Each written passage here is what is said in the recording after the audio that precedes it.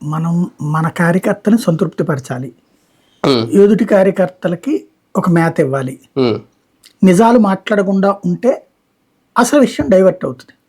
ఇప్పుడు అక్కడ లోపల ఉన్నటువంటి వాళ్ళకి మంచినీళ్ళు లేదు, ఆహారం లేదు, మందులు లేవు, గర్భిణులు అల్లాడిపోయారు, చివరికి అక్కడే డెలివరీ అయిపోయారు, పుట్టిన బిడ్డలు విలవెల్లాడిపోయారు.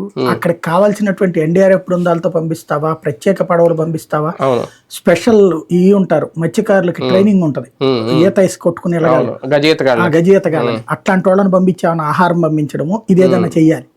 అదేమన్నా చేశారు అక్కడ?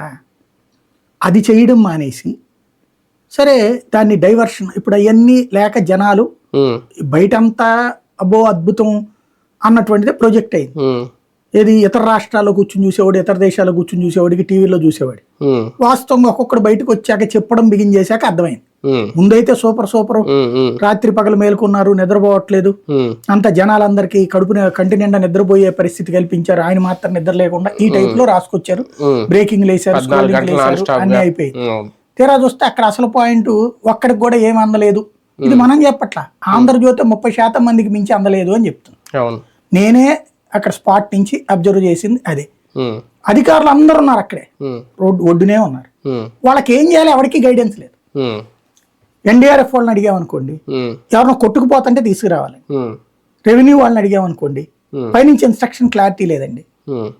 ఆహారం మరి ఏంటండి పరిస్థితి అంటే, పంపిస్తే మేము ఇస్తామండి. ఎవరు పంపించాలి? ఇదివరకు రెవెన్యూ డిపార్ట్మెంట్ ఆ పని చూసేది.